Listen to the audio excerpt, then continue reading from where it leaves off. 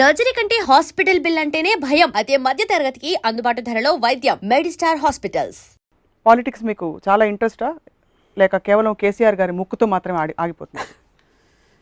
See, main point is I am interested in political psychology, maybe not politics by itself.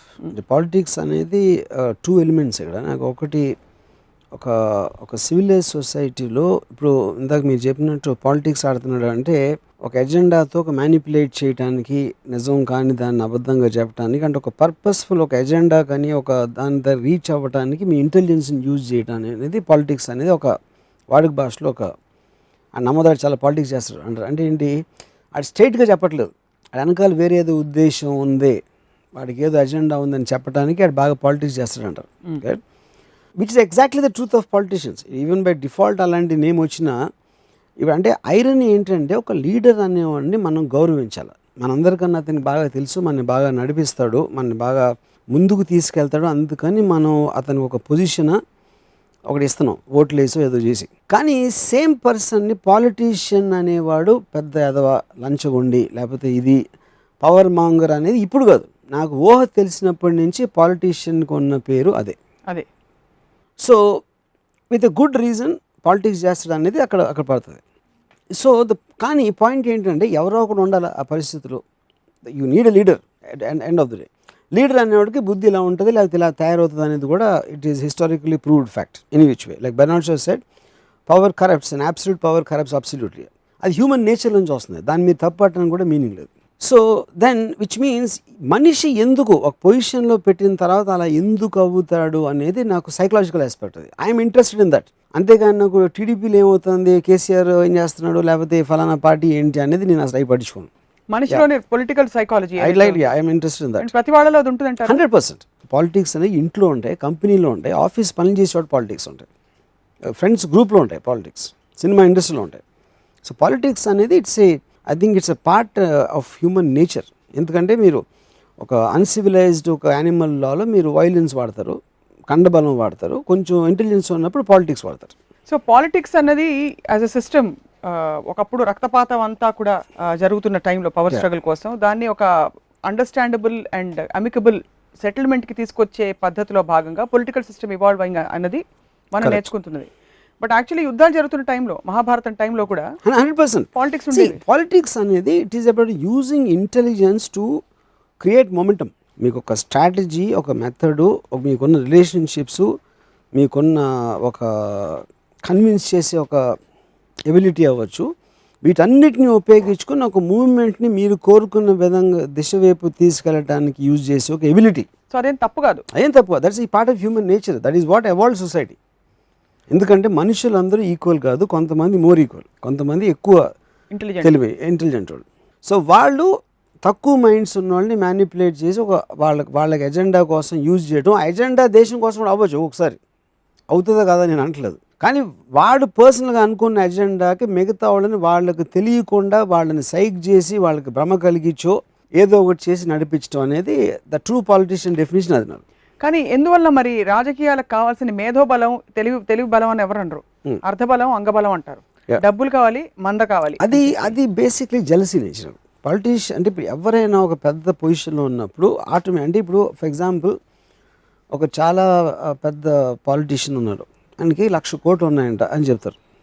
1,00,000 కోట్లు దోచేసి, అంటే 1,00,000 కోట్లు ఈడికి రాలేదని జెలసీ, కానీ వాడికి 1,00,000 కోట్లు వచ్చినాయి అది ఇది కాదు. బికాజ్ ఇతనికి అలాంటి పొజిషన్లోకి వచ్చే ఎబిలిటీ కానీ కేబిలిటీ కానీ ఉండదు. ఇతను 1,00,000 కోట్లు కాదు, 5 కోట్లు వచ్చే పని ఇచ్చిన 5 కోట్లు వచ్చే పని చెప్తే ఆ 1,00,000 కోట్లు చేసే దానికన్నా 100 రెట్లు ఎక్కువ he will do mistake, he will do anything. అప్పుడు నా ఉద్దేశం ఏంటంటే పాలిటీషియన్ని మనం ఎంత బ్లేమ్ చేస్తామో ఆ బ్లేమ్ అనేది డెఫినేషన్ తీసుకుంటే ఓటరు పాలిటీషియన్ కన్నా 100 రెట్లు నికృష్టలో ఉంటాడు. సో ఇప్పుడున్న సమకాలీన రాజకీయ వ్యవస్థపై what is your comment? Indian politics ముఖ్యంగా what kind of perceived change have you seen? Common పీపుల్కి I think it's irrelevant. Entertainment కోసం తప్పిస్తే పాలిటిక్స్ అనే దానికి మీనింగ్ లేదు. కాన్స్టెంట్గా మనం ఏమంటాం, అక్కడ భలే ప్లాన్ వేస్తున్నాడా, ఇక్కడి నుంచి ఆ సీట్ అడిగి ఇచ్చాడు, ఈయన తీసుకొచ్చి, అది you are watching the political scenario like a film. Actually interval point ఉంటుంది, స్టార్టింగ్ ఉంటుంది, క్లైమాక్స్ ఉంటుంది, ప్రిడిక్షన్స్ ఉంటాయి, బెట్టింగ్స్ ఉంటాయి. So you're watching it like a entertaining event. దాని మూలాన మీకు డైరెక్ట్గా మీ లైఫ్ స్టైల్ ఏంటి, బడ్జెట్లు ఏంటి, లేకపోతే ఏదైనా పెరుగుతుందా, కరెంట్ వస్తుందా పోతుందా అనేది it's an experience the people are having. అంతే. ఇప్పుడు కేసీఆర్ ఉంటేనే కరెంట్ పోయిందా, చంద్రబాబు ఉంటే వచ్చేదా, బీజేపీ ఉంటే ఎక్కువ వచ్చేదా తక్కువ వచ్చేదా, nobody knows. That is the situation of the particular time. Yeah. So ఒక మనిషి లేకుండా ఇంకో మనిషి ఉన్నందుకు విజిబుల్ చేంజ్ అనేది ఉండదని నా feeling. That's course of happening of evolvement of society. No single political leader can do anything. ఎవరు మార్చలేరు. వాళ్ళ పొజిషన్లో ఉంటారు అప్పుడు ఆ పర్టికులర్ టైంలో జరిగినప్పుడు. Yes, there can be decision which will go wrong, which will go right, అన్నీ అవుతాయి. అంటే పాపులర్ స్కీమ్స్, ఫ్రీ ఇది ఇస్తాం, ఫ్రీ అది ఇస్తాం అనేది ఒక మాట్లాడటం ఉంటుంది కాబట్టి it will create illusion that it is getting better, but it will be getting better the expense of something else going wrong. అది మనం చూడడం. అది ఓవరాల్ డెవలప్మెంట్ అనేది it is a natural course of evolvement of a development. But not dependent ఎవరన్నా కూడా decision తీసుకోవాల్సి వస్తుంది ఆ పర్టికులర్ టైంలో. ఈ టైంలో వీడు ఉన్నాడు కానీ తీసుకున్నాడు, ఇంకోళ్ళు ఉన్నా కూడా అదే డెసిషన్ తీసుకుంటారు in months or whatever డిఫరెన్స్లో. కానీ అతను తీసుకున్నాడు కాబట్టి అతనే మనకి ఇచ్చేసాడని మనం అనుకుంటాం. కానీ అలా జరగదు. అలా జరగదు, ఎక్కడ జరగదు. కానీ అలా చూస్తే మనకి individuals who change the great the course of ఇండివిజువల్కి మనం మెరిట్ ఇస్తాం. అంటే నా పాయింట్ ఏంటంటే, ఇప్పుడు suppose Manmohan Singh is a great finance minister, ఆయన ఉన్న టైంలో రిఫార్మ్స్ జరిగినాయి అని చెప్తారు. అంటే మన్మోహన్ సింగ్ లేకపోతే రిఫార్మ్స్ జరిగి ఉంది కదా, అఫ్కోర్స్ జరిగింది, సేమ్ ఇలాగే ఉండేది. So it can be the decision of one individual. They are all doing their jobs in a systematic aspect. అప్పుడున్న ఎకనామిక్ కండిషన్స్లో అంతకుముందు చేసిన మిస్టేక్స్ ఏంటి, ఇప్పుడున్న పరిస్థితి ఏంటి, మన గ్రోత్ ఇలా ఆగిపోయింది, ఇలా పెరగాల, ఇలాంటి ఉన్న డిమాండ్స్ మూలన మీరు పాలసీలు చేంజ్ చేసుకుంటారు. ఆ పాలసీని అనౌన్స్ చేసేవాడు పర్టికులర్ టైంలో ఒక మనిషి ఉంటాడు. అది మళ్ళీ it's matter of chance. It's matter of chance. It can be attributed to one person. But అది సో దాంట్లో మీకు రాంగ్. అదే మన్మోహన్ సింగ్ ఏం ఇంటెలిజెంట్ ఫ్యాంటాస్టిక్ మనిషి అని మనమే అన్నాం. అని తర్వాత అసలు ముంబైని కూర్చుంటాడు, అసలు మాట్లాడు ఏంటి, ఇదేం prime minister, is embarrassment India అని కూడా మనమే అన్నాం. సో అప్పుడు అంటే అంత గొప్ప రిఫార్మ్స్ చేసేసి ఇండియన్ ఫైనాన్స్ ఆస్పెక్ట్ని ఆకాశానికి తీసుకెళ్ళిపోయినాడు, అంత మోగోడుగా చేశాడా, లేకపోతే ఇప్పుడు మనకు తెలుసా అంత మోగోడని, అంతకు ముందు కూడా అలాగే ఉండేవాడా, తెలుసా మనకు తెలియదు.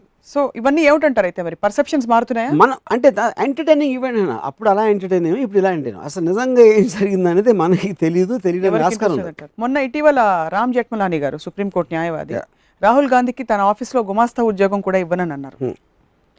వ్యక్తులు అసలు ఇంపార్టెంట్ కాదంటే ఇప్పుడు ఇటువంటి పరిస్థితుల్లో రాహుల్ గాంధీ లాంటి వ్యక్తి నేషన్ రిలీవ్ చేస్తే అంటే మీరు ఎలా అయితే నా పాయింట్ ఏంటంటే, మనకి ఒక ఏమంటారు అని, ఒక మన వేరే ఎమోషన్ డ్రివెన్ కంట్రీ, దానికి లాజిక్ రేషనాలిటీ అనేది ఉండదు.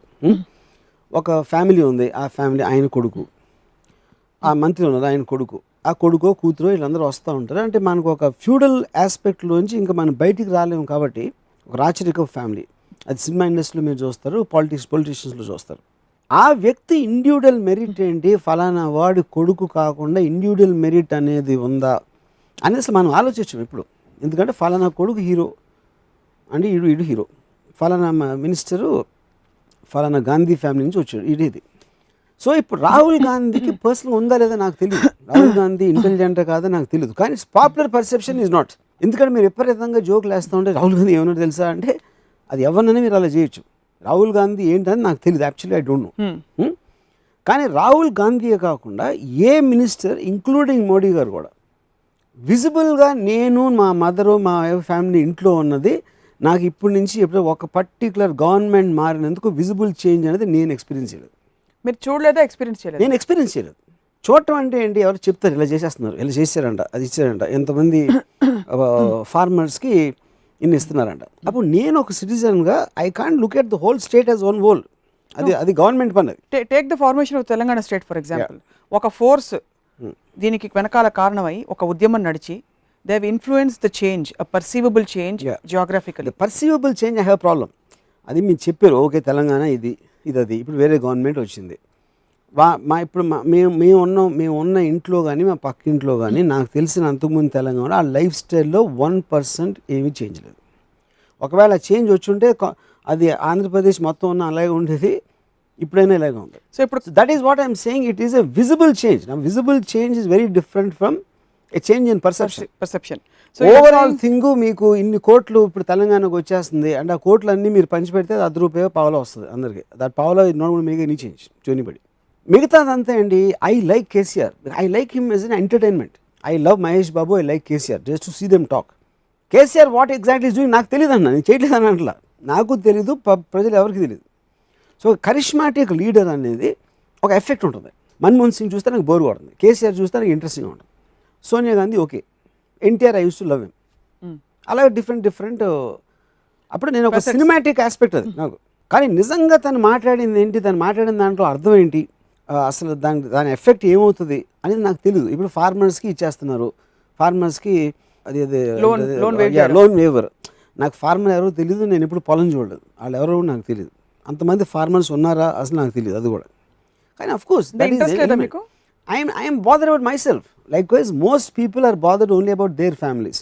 మా మదరు నేను 50 years పైన ఎప్పుడు అసలు ఒక పాలిటిక్స్ గురించి కామెంట్ చేయడం నేను వినలేదు, మా సిస్టర్ నేను వినలేదు, మా పక్క ఇంట్లో నేను వినలేదు. ఎవరెవరైతే మాట్లాడతారో ఇంటర్నల్గా పొలిటికల్గా జరిగే డ్రామా గురించి మాట్లాడతారు, కానీ exactly what a politician does అనేది ఎవరికి తెలియదు. అది బ్యూరోక్రాట్స్ చేస్తారా, ఒక ప్రివైలింగ్ సిచ్యువేషన్ అప్పుడున్న యాక్చువల్ రియలిస్టిక్ ఎలిమెంట్స్ మనం జరుగుతుందా, వీళ్ళు ఉట్టి మాట్లాడతారా, నిజంగా ఇంప్లిమెంట్ చేస్తారా, ఇంప్లిమెంట్ చేస్తే దాని నుంచి వచ్చే చెప్పినంత ఇంప్లిమెంట్ చేస్తారా, ప్రోస్ ఏంటి అంటే ఇది బాగుంది వినటానికి, దీని వల్ల ఇంకోటి ఏదైనా పోతుందా నాకు తెలియదు. అప్పుడు కరిష్మాటిక్, అప్పుడు every politician tells other politician is doing a bad job. The only true thing a politician says is one ఈ కాల్స్ అదర్ పాలిటీషియన్ లయర్. ఇది ప్రతి పాలిటీషియన్కి వర్తిస్తుంది ఇర్రెస్పెక్టివ్. ఇప్పుడు ఒక పాలిటీషియన్ లేచి ఇలా చేస్తే కరెక్ట్ అంటాడు, ఇంకో పాలిటీషియన్ లేచి అలా చేస్తే రాంగ్ అంటాడు. ఇది కరెక్ట్ ఎందుకో మనకు తెలియదు, రాంగ్ ఎందుకు కూడా మనకు తెలియదు. ఎందుకంటే మన ఇద్దరికన్నా ఎదవలం కాబట్టి, వాళ్ళిద్దరు మనకన్నా తెలివైన వాళ్ళు కాబట్టి వాళ్ళు అక్కడ ఉన్నారు. వాళ్ళకున్న పవర్ స్ట్రగుల్లో తను ఆడి తప్పు అంటున్నాడు, ఈడేమో ఈడి తప్పు అంటున్నాడు. కానీ మనం ఇద్దరికన్నా వెదవలం కాబట్టి నోళ్ళు తెలుసుకుని ఇద్దరు. సో మీరు అయితే కన్క్లూడ్ చేస్తారు దట్ పొలిటీషియన్స్ పాలిటిక్స్లో ఉన్నారంటే అందరికంటే తెలివైన వాళ్ళే ఉంటారు అక్కడ. 100%. Otherwise how can they reach that position? ఎలా అంటారు అలాగా? ఇప్పుడు డబ్బులు పెట్టుకుని చాలా మంది అంటే డబ్బును యూజ్ చేయడం కూడా తెలుగు కావాలంటారు. ఎవ్రీథింగ్. ఇప్పుడు తెలివి అనేది it is not about inventing కదా, తెలివి it's about playing with people's minds, it's about manipulating, it's about getting certain. ఇప్పుడు మనం ఏంటి చాలాసార్లు ఏమంటాం, పాలిటీషియన్ నాకు ఓటేయండి. పాలిటీషియన్ బై డెఫినేషన్ ఏంటి, he is working for the welfare of the people, public కోసం సర్వ్ చేయడానికి పబ్లిక్ సర్వెంట్గా వచ్చాడు. అవును. నువ్వు ఫేవర్ చేయడానికి వచ్చి వాళ్ళని అడుక్కోవడం ఏంటి అసలు? ఫస్ట్ ఆఫ్ ఆల్ నాకు నేను వచ్చి నీకు దానం అయిపోతున్నా, నా తెలివో లేకపోతే నా శ్రమో నా డబ్బులో నా ఏదో నా position, if I'm doing you favour I should demand, please అమ్మ ఓటేయమ్మా నేను బాగా చూసుకుంటానంటే ద వెరీ ఫ్యాక్ట్ అడుక్కుంటున్నావు అంటే there is the agenda is loss for me. So అయితే ఏ పాలిటీషియన్ మీద మీకు ఎప్పుడు నమ్మకం కుదరలే? నమ్మకం క్వశ్చన్ కాదు, I respect politician more than the people, that's what I'm saying. ఎందుకంటే వాళ్ళు ఒక డెమోక్రటిక్ ప్రాసెస్లో ఒక ఫ్యూడలిస్ట్ రాజు పెట్టి ఓటు అయిపోతే నరికేస్తాను అంటాడు ఒక డిక్టేటర్, లేకపోతే నేను చెప్పింది చేయకపోతే నరికేస్తాను అంటాడు. అది డెమోక్రటీలో కుదరదు కాబట్టి దండం పెడతారు. వాళ్ళిద్దరు ఎజెండా కూడా పవర్ అనేది అంటున్నాను. అజెండా మాత్రం power. The means of how you're asking for that power to be granted differs between feudalism or dictatorship or democracy. So అహింసావాదం, గాంధీ గారు అహింసావాదాన్ని ఒక అస్త్రంలా యూజ్ చేసి ఇండియాకి ఫ్రీడమ్ తెచ్చిపెట్టారు. You think there was politicizing or politicking there? See, 100%. The point is ఎవరైనా ఒక method నేను ఒక కొత్తగా సినిమా తీస్తే నాకు పేరు వస్తుందని అనుకుంటా, అందరూ తీసేది కాకుండా. కొంతమందికి ఐడియా రావచ్చు, కొంతమందికి ఐడియా వచ్చి ఫెయిల్ అవ్వచ్చు, ఒకళ్ళ ఐడియా సక్సెస్ అవ్వచ్చు. ఓకే, కానీ ప్రతి ఒక్కళ్ళ ఎజెండా ఏంటి, నేను ఒక డిఫరెంట్గా చేయాలి. అది గాంధీ గారు ఒకలాగా చేశారు, సుభాష్ చంద్రబోస్ ఇంకోలాగా చేసి ఉండొచ్చు, ఇంకోలాగా చేసి ఉండొచ్చు, విచ్ ఎవర్ వాళ్ళ ఇది బట్టి. NT Rama Rao might have done something, KCR might have done something, Bal Thackeray would have done in some other way. Each of those leaders will have their own viewpoints.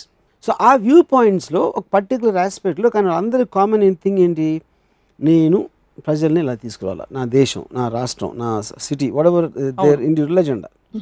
Same చోట వాళ్ళతో పాటు ఇంకో 10 మంది ఉంటారు, వాళ్ళు కూడా అదే పొజిషన్ కావాలి, వాళ్ళు కూడా అదే ఎజెండా చెప్తారు, కానీ వాళ్ళిద్దరి ఒపీనియన్స్ డిఫర్ అవుతాయి. అప్పుడు కామన్ పీపుల్ ఏం చేస్తారు, వాళ్ళిద్దరిలో మాట్లాడిన దాంట్లో ఎవరు బెటర్గా మాట్లాడుతున్నాడో, ఎవరు కరిష్మా బెటర్గా ఉందో, ఎవరికి డైనమిక్ పర్సనాలిటీ ఉందో దాని వాళ్ళు సేవ్ అవుతారు. అంతేకాని they will never consciously understand 20 point formula అని ఇందిరాగాంధీ పెడితే 20 points ఎవరు చదవండి దేశంలో. కరిష్మా డైనమిజము అర్థం కాదు ఏంటంటే, ఒక టర్మ్ ఒకళ్ళ కోటేస్తారు. తమిళనాడు పాలిటిక్స్ తీసుకోండి, ప్రతి 5 సంవత్సరాలకి చచ్చినట్టు గవర్నమెంట్ మారుతూ వచ్చింది గత ఎన్నో సంవత్సరాలుగా. అంటే 5 సంవత్సరాల్లో జయలలిత గారి కరిష్మా పోయి కరుణానిధి కరిష్మా పెరిగిందనా, లేకపోతే కరుణానిధి కరిష్మా మళ్ళీ పోయి jail? Obviously, Karishma is only truth. Except for Karishma, in the larger aspect, ఏంటి గవర్నమెంట్ చేస్తుంది అనేది మెజారిటీ ఆఫ్ ద ఓటర్స్కి తెలియడానికి ఆస్కారం లేదు అసలు. It's impossible. మరి గంటలు you will believe in that particular leader. Narendra Modi వచ్చి ఆయన మొహం బాగుంది, మాట్లాడే మాటలు బాగున్నాయి, అండ్ ఒక ఆ వేవ్లో he seems to know better, he knows బెటర్కి, హీ సీమ్స్ టు నో బెటర్కి డిఫరెన్స్ ఉంది. So he seems to know better కి వీళ్ళు హీ పడిపోతారు. Seems to know is what. పడిపోతారో నిజంగా చేయొచ్చు, నాకు తెలియదు, కానీ తెలిసిగా చేసేది అది. ఓటర్ అనేవాడికి జీరో నాలెడ్జ్ ఉంటుంది గవర్నమెంట్ మీద, ఎవరు ఏం చేస్తారనేది. Only it is charisma which works. ఇప్పుడు ఎందుకు ఒబామా వచ్చినప్పుడు 8 years జార్జ్ బుష్ది అయిపోయిన తర్వాత ఒబామా ఆయన గెలిచిన తర్వాత స్పీచ్కి so many people in Bombay what a leader, అది వాట్ ఏ లీడర్ అది అంటే ఏం చేయలేదు ఇంకా. కాదు అంత ఎందుకు they're impress with him as a person. అప్పుడు నేనేమన్నాను, అప్పుడే ఐ ప్రెడిక్టెడ్ మ్యాక్సిమం ఇది ఒక 2 months ఉంటుంది, దాని తర్వాత విల్ స్టార్ట్ క్రిటిసైజింగ్ హిమ్. దానికి రీజన్ చెప్తాను. Reason nothing to Obama. ఎందుకు కాదంటే వచ్చే వరకు వస్తున్నాడు చూడు అని బ్లో యాంగిల్లో పెడతారు కెమెరా, బ్లో యాంగిల్లో పెట్టి బ్యాక్గ్రౌండ్ మ్యూజిక్లో వస్తున్నాడు. వచ్చేసాక ఐలెవెల్ పెట్టాలి కెమెరా, బ్యాక్గ్రౌండ్ మ్యూజిక్ పోతుంది. అప్పుడు you will talk about actual issues. మీరు బ్యాక్గ్రౌండ్ స్కోర్ లో యాంగిల్ తీసేస్తే you look like any other person. దీనికి జార్జ్ బుష్కి అంతకుముందు ఉన్న ఎవ్వరికి ఏమి డిఫరెన్స్ తెలియదు. Same thing will happen here. Same thing is happening with Narendra Modi. And అందులో ఇలాంటి కేసెస్లో మీరు చెప్పిన 2 క్లాసిక్ ఎగ్జాంపుల్స్లో వాళ్ళ నేపథ్యం వల్ల వాళ్ళు పెద్ద హీరోలా కనిపిస్తారు రావడం అన్నది. ఒక కాఫీ బాయ్, చాయ్ వాలా, మన హై we're creating an image in our mind. అది వాళ్ళు మీన్ చేశారా లేకపోతే ఒక ఎజెండా ఉండొచ్చు ఉండకపోవచ్చు, కానీ మనం క్రియేట్ చేసుకుంటున్నాం. And part of it is with the media also. ఇప్పుడు రాహుల్ గాంధీ నిజంగా నాకు తెలీదు వాట్ ఈస్, కానీ media is making me believe that he's this. Same Rahul గాంధీని 4 ఏళ్ల క్రితం బాంబే వచ్చి ట్రైన్లో తిరిగితే అసలు ఈజ్ ద నెక్స్ట్ ఇండియాని ఎక్కడికో తీసుకెళ్ళిపోతాడు అది ఇది అని 2 ఏళ్ళు చెప్పారు. ఇప్పుడేమో ఎక్కడికి తీసుకెళ్ళడానికి కూడా వాళ్ళే చెప్తున్నారు. నా ఉద్దేశంలో రాహుల్ గాంధీ అలాగే ఉన్నాడు, అప్పుడు అంతే ఇప్పుడు అంతే, కానీ మన పర్సెప్షన్ మాత్రం మారుతుంది. మీరు అనేది అయితే పాలిటిక్స్ ని శాసిస్తున్నది అట్లీస్ట్ 50% మీడియా పాత్ర ఉంది 100% మన దేశంలో. ఎందుకంటే మీడియా మాట వినేసి అందరూ పబ్లిక్ పర్సెప్షన్లో 100% మీడియాది. ఎందుకంటే పబ్లిక్కి మీడియా కానీ తెలియడానికి ఛాన్సే లేదు. మీడియా వాళ్ళు చెప్పింది వాళ్ళు వింటేనే వాళ్ళకి ఒక ఇన్ఫర్మేషన్ ఉంటుంది, కానీ మీడియా చెప్పకుండా ఏ పబ్లిక్. న్యాచురల్లీ వెళ్ళి ప్రతి ఒక్కళ్ళు నేను ఇప్పుడు రాహుల్ గాంధీ నేను స్వయంగా కలిసిన personal experience I'm going to feel what I'm feeling with my heart అని అనుకోరు కదా. They will obviously see what they don't have access. Correct. So they will have to See, I remember my earliest memories of ఇప్పుడు ఎన్టీఆర్ వచ్చినప్పుడు obviously television లేదా ఆ టైంలో ఒక మీటింగో లేకపోతే ఒక న్యూస్ పేపర్లో ఒక ఫోటో ఇలా చేశారు. ఆయన ఏదో చైతన్య రథం ఎక్కి తిక్కారు, ఎక్కడో రోడ్డు మీద స్నానం చేశారు. ఎట్లా అంటే 2-3 ఫోటోగ్రాఫ్స్ తోటి ఎన్టీఆర్ కొన్న పర్సనల్ స్టార్డమ్కో మనకు తెలిసిన ఫెమిలియారిటీ అవ్వచ్చు, ఆయన వేసిన పాత్రలు అవ్వచ్చు, వాటితోటి ది వాజ్ ఎ వే. కానీ ఎన్టీఆర్ నిజంగా తెలిసి అసలు స్టేట్ ఎలా నడపచ్చో, సినిమా స్టార్గా ఉండి వచ్చి ఒక స్టేట్ని రూల్ చేసేది ఉందా అని ఎవరిన ఆలోచించలా. ఎన్టీఆర్ తెలియపోతే అంతకుముందు చెన్నారెడ్డికి తెలుసా తెలీదు, అట్లీస్ట్ ఇంక తెలుసు, ఈయన మొహం అన్న తెలుసు, చెన్నారెడ్డి అది కూడా తెలియదు. So I think I'm only arguing and talking about the common persons perception. So what do you think worked in NTR's case and what do you think did not work in a similar situation in another film actor's case? But that is his personal charisma. It is his dynamism. NTR మాట్లాడితే his వాయిసా చెప్పే విధానమా. ఇప్పుడు నేను first time ఎన్టీఆర్ది ఇది చూశాను, Telangana add trailer of Telugu Desam party. ఒక back shot వెళ్తా అక్కడ వెనక్కి తిరిగి సిగ్గు పౌరుషం ఉంటే తెలుగుదేశం ఓటేయండి, హీఈస్ ఆర్డర్డ్. అందరు చప్పట్లు కూడా ఓటేసారు అంతే. అది exact opposite of what a politician will do. Please అండి నేను మీకు వినయ విధేతగా ఉంటాను, మీ వచ్చి మీ పిల్ల పాపకి క్షేమాన్ని కనుక్కుంటా నాకు ఓటేయండి అని ఆల్మోస్ట్ యాడవటం ఒకటే తక్కువ. That's what politicians do. It did the exact opposite. So attitude connect అయిపోతుంది. సేమ్ ఎన్టీఆర్ చేసింది ఇంకోటి చేస్తే వర్కౌట్ అవ్వదు. That is it to his personality. మీరు స్వయంగా పొలిటీషియన్స్ కలిసారు చాలా మందిని, మీకు స్నేహితులు కూడా ఉన్నారు కొంతమంది. వాళ్ళని మీట్ అయినప్పుడు పొలిటికల్ చర్చలు కానీ వస్తుంటాయి మీకు, ఆర్ డూ యూ ఇన్వాల్వ్? జనానికి తెలియదు.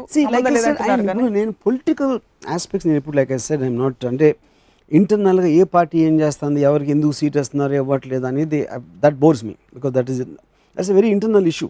కానీ మీడియా ఎక్కువ దాని మీద, ఎందుకంటే వాళ్ళకి టీఆర్పీలు అన్ని రోజులు స్ప్రెడ్ చేయాలి కాబట్టి obviously they will have to have that you know. But overall game ప్లాన్లో ఒక పాలిటీషియన్ ఎందుకు తను అనుకుంటున్నాడు తనకు చాలా పాపులారిటీ పెరిగింది అని తను ఎందుకు అనుకుంటాడు, చుట్టూ ఉన్న వాళ్ళు ఎలాగ తను అనుకునేటట్టు చేస్తారో వాళ్ళ ఎజెండా కోసం, I'm interested in that aspect. ఇప్పుడు చిరంజీవి గారు ప్రజారాజ్యం పెట్టినప్పుడు చిరంజీవి గారు is a super star.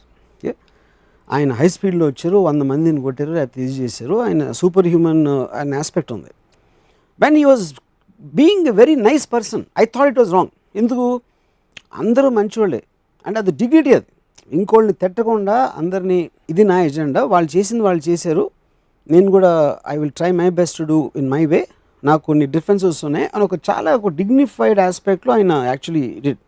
But అది ఎమోషన్ డ్రివెన్ కంట్రీలో నరికేస్తా చంపేస్తా అనే ఒక ఆస్పెక్ట్ వాళ్ళకి అర్థమవుతుంది. కానీ the moment your dignified I think or people will lose the aspect. కానీ అప్పుడేంటి దాని కాంపెన్సేషన్గా ఏమొచ్చింది, ఇప్పుడు నాకు ఎవరో చెప్పారో, ఇప్పుడు చిరంజీవి గారికి ఇంత పెద్ద స్టార్డమ్ ఉంది, లక్షల మంది వచ్చేస్తున్నారు ఆయన మీటింగ్లకి. అవును, వచ్చారు కూడా, వచ్చారు. అక్కడ ప్రాబ్లం ఏంటంటే ఇప్పుడు చిరంజీవి గారి ఫ్యాన్స్ ఎవరు ఉంటారో, ఇప్పుడు సపోజ్ 10 లక్షలు వచ్చారు అనుకోండి ఒక మీటింగ్కి, ఫ్రంట్ రోలో ఒక ఆయన ఫ్యాన్స్ 4-5 వేలు ఉంటారు, అంటే డై హార్ట్ ఫ్యాన్స్, అంటే ఆయన కోసం చొక్కాలు చింపేసుకుని బ్లేడ్లు కోసేసుకుని అలాంటి వాళ్ళు ఉంటారు ఒక సమ్ 100s-లోను 1000s-లోను. వాళ్ళ ఫేస్ మీద మీరు కెమెరా పెట్టి జూమ్ బ్యాక్ చేశారు అనుకోండి, వాళ్ళ ఫేస్ మీద బ్యాక్గ్రౌండ్ మ్యూజిక్ స్టార్ట్ అయ్యి జూమ్ బ్యాక్ చేస్తే మొత్తం 10 లక్షల మంది అవి వాళ్ళ ఫీలింగ్ అదే అని అనిపిస్తుంది మనకి చూస్తే. అదేంటి చిరంజీవి గారి పాయింట్ ఆఫ్ వ్యూ, అయితే చిరంజీవి గారు వెనకాల ఉన్నాడు, ఆయన సజెషన్లో షార్ట్స్ చూస్తున్నాడు. కానీ యాక్చువల్ ట్రూత్ ఏమవుతుందంటే, అవ్వడానికి ఛాన్స్ ఉందంటే, ఆ 10 లక్షల్లో 5 లక్షల మంది తెలుగుదేశం వాళ్ళు అవ్వచ్చు, ఏం ఆడుతున్నారు చూద్దాం రారా అని వచ్చి ఉండొచ్చు, లేకపోతే ఇంకేదో పార్టీ వాళ్ళు ఉండొచ్చు, ఇంకోటి ఏదో ఎంటర్టైన్మెంట్ కోసం వచ్చి ఉండొచ్చు, తెలియదు. That doesn't mean anything. ఇంకోటి ఇన్ని కోట్లు ఎంతమంది ఓట్లు వేసిన వాళ్ళు 5 లక్షల మీటింగ్ రావడానికి వాళ్ళు ఏం చేస్తారు, వాళ్ళు ఎందుకు వచ్చారు, there are too many things. ఎందుకంటే ఇది ఎప్పుడు నాకు అర్థమైందంటే, మైకేల్ జాక్సన్ కాన్సర్ట్ నేను ఒక చూస్తే ఒక ఎల్ఈడి ప్లేయర్లో ఐ వాజ్ షాక్డ్. లక్షలు అండ్ అందరూ మోర్చపడిపోతున్నారు, తీసుకెళ్ళిపోతున్నారు మోర్చపడిపోయిన ఇది అది అని చూసి. తర్వాత నేను వెళ్ళాను కాన్సర్ట్కి, బాంబేలో మైకేల్ జాక్సన్ కాన్సర్ట్ అయినప్పుడు నేను వెళ్తే నా పక్కన ఒక అమ్మాయి, ఎవరు అమ్మాయి, మైకేల్ జాక్సన్ స్టేజ్ మీద రాగానే her is become so old యార్ అంది. ఇది ఎప్పుడు రాదు, ఆ legend of Michael Jackson documentary ఏదైతే కట్ చేశారో ఈ అమ్మాయి డైలాగ్ రాదు. అప్పుడు ఏమవుతుంది, మైకేల్ జాక్సన్ సజెషన్లో మీరు కెమెరా పెడితే మేము అందరం తల్లం, అందరిది ఒకటే, మైకేల్ జాక్సన్ అంటే పడి చచ్చిపోతున్నాం. ఇక్కడేమో ఈఎంఐ ఉంది, ఇంకోటి ఎవడో నిద్రపోతున్నాడు, తర్వాత తొక్కిస్లాట్లో దానికోసం మోచిపోతున్నాడు. అది అప్పుడు తెలిసింది నాకు, బాంబేలో తెలిసింది. అంతవరకు నేను వాళ్ళ స్తమకంతో మోచిపోయారు అనుకున్నాను నేను డాక్యుమెంటరీ చూసినప్పుడు. So that doesn't mean Michael Jackson ఇష్టం లేదని కాదు కదా, అది కాదు. మైకేల్ జాక్సన్ వాళ్ళకి ఎంటర్టైనింగ్ పార్ట్ ఇచ్చే వరకు అతను అంటే ఇష్టం. ఏ రోజైతే ఇంకోటి బెటర్ ఎంటర్టైన్మెంట్ ఇస్తారో మైకేల్ జాక్సన్ మర్చిపోతారు. Same thing will go with politics or directors or film stars or anybody for that matter, as long as he is entertaining, effective or whatever. కానీ తను ఎగ్జాక్ట్గా ఏం చేస్తున్నాడు అనేది మాత్రం నోబడీ కెన్ నో. చేసి ఉండొచ్చు, చేయలేదని నేను అంటలా, కానీ కామన్ పబ్లిక్కి దాని అర్థం అవ్వటం మాత్రం ఇంపార్టెంట్. అవకాశాలు లేవు, మంచి కూడా అవకాశం లేదు, చెడు కూడా. ఎంతమంది బీజేపీ నరేంద్ర మోడీ వచ్చేసారని చెప్పారు కదా, 99% ఆఫ్ ద పీపుల్ గబుక్కుని అడిగి లాస్ట్ 1 yearలో ఎగ్జాక్ట్ ఏం డిఫరెన్స్ వచ్చింది మీకు అంతకుముందుకి చెప్పండి. ఎక్సెప్ట్ ఫర్ ప్రైమ్ మినిస్టర్ అన్నప్పుడల్లా నరేంద్ర మోడీ మొహం రావటం తప్పిస్తే వాళ్ళ లైఫ్ స్టైల్లో 1 MP డిఫరెన్స్ ఉండదు. ఆ డిఫరెన్స్ అనేది ఎవాల్వ్మెంట్లో కంటిన్యూస్గా వస్తూ ఉంటుంది. 1960sలో ఎలా ఉంది, 70s, 80sలో, 90sలో ఒక పొలిటికల్ పార్టీ మారినంత మాత్రాన దాని ఈక్వేషన్ మారదు, అసలు ఎక్కడ మారదు, నోటీసబుల్ మారదు. మీరు కొంతమంది పొలిటీషియన్స్ వైపు ఎందుకు ఆకర్షితులవుతారు? కేవలం ఎంటర్టైన్మెంటేనా? ఫర్ ఎగ్జాంపుల్ బాల్ ఠాక్రే మీకు ఇష్టమైన? Bal Thackeray, NTR, these people from your charismatic personalities. వాళ్ళు I am nothing do with their profession. నాకు ఎన్టీఆర్ తెలుగుదేశంలో ఉన్నా, కాంగ్రెస్లో ఉన్నా, లేకపోతే టీఆర్ఎస్లో ఉన్నా నాకేం డిఫరెన్స్ ఉండదు. I'm attracted to the person irrespective of his party.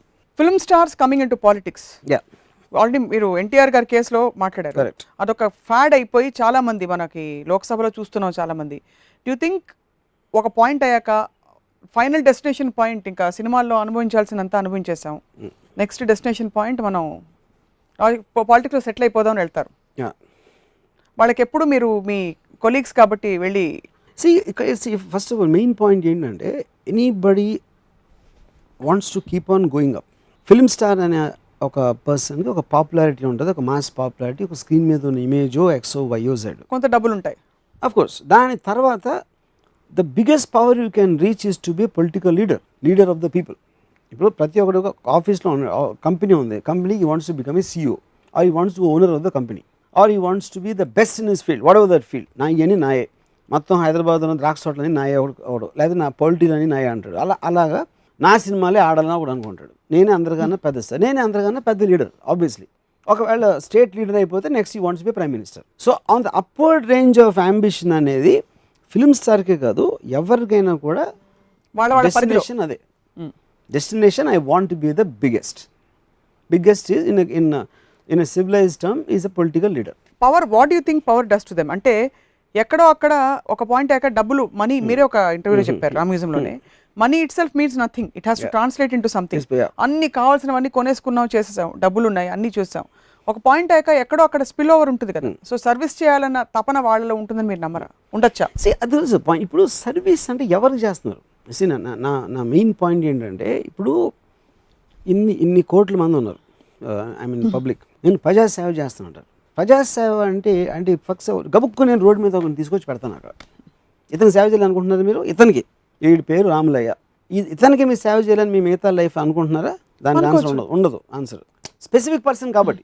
ఇప్పుడు నేను ఒకసారి ఒక యాక్టర్ తోటి ఇలాగా నా ఫ్యాన్స్ అక్కడ నుంచున్నప్పుడేమో అక్కడ ఎవరో ఆటోగ్రాఫ్ అంటే హే పోరా అంటాడు, లేకపోతే చేయొద్దు అని చెప్తున్నాడు ఎవరో ఆ ఫ్యాన్కి, నన్ను ముట్టుకోవద్దు.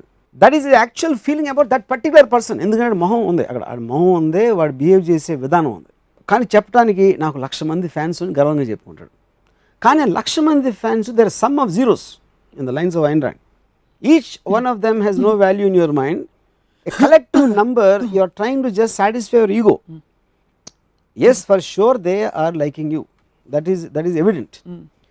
But are you taking it just as a virtue of your position? Are you actually feeling obligated to that? Obligation మీరు ఫీల్ అయినప్పుడు వాళ్ళని స్పెసిఫిక్ ఇండివిజువల్గా తీసుకోవాలి. You can't take them en masse. మొత్తం అందరినీ ఒక గుంపుగా పెట్టేసి ఈ గుంపు అంటే నాకు చాలా ఇష్టం, అందులో ఉన్న ప్రతి వ్యక్తి నాకు అసహ్యం, కానీ గుంపు అంటే ఇష్టం అన్నట్టు ఉన్నది. So A political leader is not obligated, is getting తనకున్న దాంట్లో నేను చేస్తున్నా, ఇది నా పని కాదు. లాజికల్గా మీ చాయిస్ మీది. ఒక డెమోక్రటిక్ కంట్రీలో మీరు ఓటేస్తున్నారు, నేను రావట్లేదు కదా. నాకున్న తెలివితేటలతో I might try to manipulate.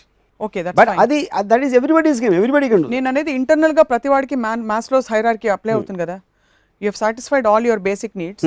Highest need will be to get in to a situation where you are feeling more, you are in the giving position, where you are serving people. That's the point. But you see, అది ఒకవేళ ఎవరైనా నమ్మితే, politician అనే అతను people సర్వింగ్కి వస్తాడు అని ఒక్క మనిషి అని నమ్మితే అసలు పాలిటిక్స్ అనే వర్డే వచ్చి ఉండేది.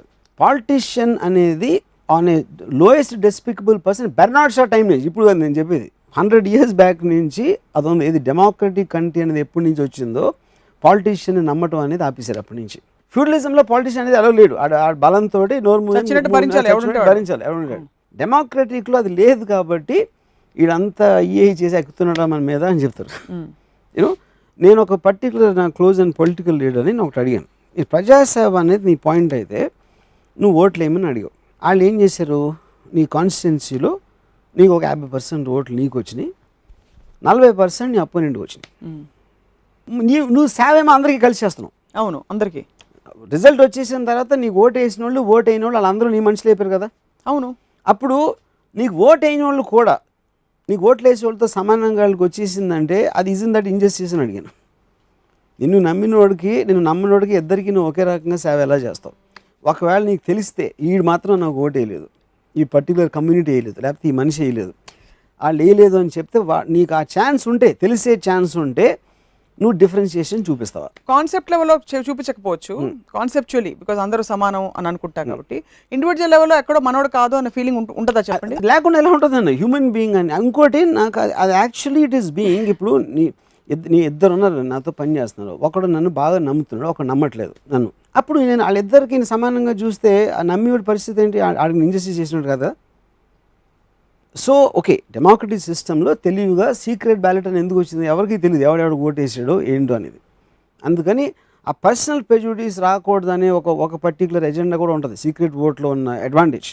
కానీ నీకు పర్సనల్గా ఎన్నోసార్లు పాలిటిక్స్ అమ్మా నా కొడుకు నాకు ఓటు వెళ్ళదని చెప్తారు, ఎందుకంటే వాళ్ళకి పర్సనల్గా ఉంది కోపం, కానీ వాళ్ళు ఎవరో స్పెసిఫిక్గా తెలియదు కాబట్టి ఈ can't do anything about it. అదొక సస్పిషన్ బేస్లో ఉంటుంది. So but coming back to what the whole thing of every time ఒక ఆర్గనైజేషన్, నేను సెక్రటరీ, నేను ప్రెసిడెంట్, నేను ఇది, ఎప్పుడైనా ఒక పొజిషన్ అనేది నాకు రావాలి అని అనుకుంటే that is where corruption starts. Corruption is not a bad thing in this context. I don't mean it as in a bad thing. అప్పుడు కరప్షన్ అనేది ఏంటి, మీరు స్ట్రైట్గా చెప్పకుండా వంకరగా చెప్పడం, ఒక agenda corruption of the mind. But is not in a bad way. Corruption of the mind నేను ఎందుకు యూజ్ చేస్తానంటే వర్డ్, మీరు స్ట్రైట్గా ఆనెస్ట్గా ఉన్నది ఉన్నట్టు చెప్పడానికి ఛాన్స్ లేదు. ఎందుకంటే you're fighting against minds, you're fighting against stupidity. Voters అందరూ స్టూపిడిటీ ఉంటారు, వాళ్ళకి స్ట్రైట్ కానీ ఉన్నది ఉన్నట్టు చెప్తే వాళ్ళకి నచ్చదు. అప్పుడు సపోజ్ మీకు అంత తెలివి లేదు, అందుకని నేను తెలివి ఉన్నవాళ్ళు వాళ్ళే ఇండస్ట్రీ నడుపుతారు కాబట్టి వాళ్ళకి ఎక్కువ ఇస్తానా, మీరు వాళ్ళ దగ్గర పని చేయండి, అది యాక్చువల్ ట్రూత్. అది కేపిటలిస్ట్ సొసైటీలో అది వినటానికి ఇష్టం ఉండదు కాబట్టి డబ్బుని వాళ్ళ దగ్గర తీసుకు మీకు ఇచ్చేస్తున్నానని చెప్తే ఇచ్చినా ఇవ్వకపోయినా ఇచ్చేస్తాను అనుకుంటారు. అది మ్యానిపులేషన్ అక్కడ. ఎందుకంటే వాళ్ళకి అర్థమయ్యే తెలివి లేదు కాబట్టి అబద్ధాలు చెప్పాల్సిన అవసరం ఉంటుంది పాలిటీషియన్. సో మీరు చెప్పేదాన్ని బట్టి మొత్తం అసలు ఓటర్లకి నిజం చెప్తే నచ్చదు, లాజిక్ చెప్తే అర్థం అవ్వదు. అందుకని politician has no choice but to tell a lie. So I have all my sympathy towards politicians. అందరూ అబద్ధాలు ఆడతారని డిసైడ్ అయిపోయారు. 100% అబద్ధాలు ఆడకపోతే బతకలేరు అన్న. They can't have existence in democratic society. Democratic process మీద మీకు ఆబ్వియస్లీ నమ్మకం లేదు అంటే. Democratic process I believe in it a lot. నా only point I am trying to make is the politician for all is so-called corruption, lying, everything, he is still a far superior human being to a voter. Adi nenu cheppedi. No, that's fine, but evidently from what you have been telling me, voters ki asalu teliyadu adi ani. Feudalism better kada. Rai vote ayra ani bedirinchi honest ga und direct ga. Honesty endukanna? Honesty enti netnes kottukuntam. Honesty enduku anavasaram. Whatever works. No. See, yeah, whatever works. That's the point. If lying is going to work for the benefit of people also. నా intention ఉండకపోవచ్చు, నా intention ఉంది, నేను నిజం చెప్తే వాళ్ళకి వాళ్ళు నమ్మరు, వాళ్ళకి ఇష్టం ఉండదు కాబట్టి నేను అబద్ధం చెప్పి నా పొజిషన్లోకి వచ్చాను. ఫర్ ఎగ్జాంపుల్ వచ్చిన తర్వాత I'm still doing what I think is right. So what is your truth? Your truth is that you can't do so much but you're promising them that you're going to do so much, అంతేనా? But that is what manipulation is. జరగనిది మీకు ఇష్టమైంది, అది truth అయినా కాకపోయినా మిమ్మల్ని నమ్మించేటట్టు చేసి మీ నుంచి నాకు అవసరమైంది నేను తీసుకుంటాం అనేది మెనిపులేషన్ బై డెఫినేషన్. అవును, but how will that benefit people? It will benefit because he is having some belief in it. ఎవరు ఆ పర్టికులర్ లీడర్ అయితే ఏముంటే లీడర్కి ఎందుకు వస్తున్నాడు, నేను డబ్బులు కొట్టేయాలని చూస్తున్నాడా, లేకపోతే నేను చిరకాలం అసలు నేను రాజుని అయిపోయి ఒక 20 సంవత్సరాలు 30 సంవత్సరాలు నేను స్టేట్కి నేను నా వంశం పరిపించాలి ఉంటుంది కదా. పాలిటీషియన్కి డబ్బు అవసరం ఉండొచ్చు కానీ his main thing will be to become a king.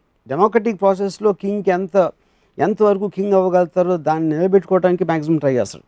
డబ్బులే కావాలంటే he may do business, why should get in to politics. అందుకని his interest would be to definitely make the people happy under his rule. ఆ interest లేకుండా ఏ politician రాడు. అది కానీ ఆ వచ్చే విధానంలో స్ట్రైట్గా చెప్పితే వాళ్ళకి ఎక్కదు కాబట్టి he will have to manipulate. ఒకటి people, second is his own party people, then other party people, and there will be so many other compulsions. ఆయనకి డబ్బులు అవసరం ఉండొచ్చు, లేకపోతే పేరు అవసరం ఉండొచ్చు, ఒక పర్టికులర్ కమ్యూనిటీ హార్ట్స్ గెలవాల్సిన అవసరం ఉండొచ్చు.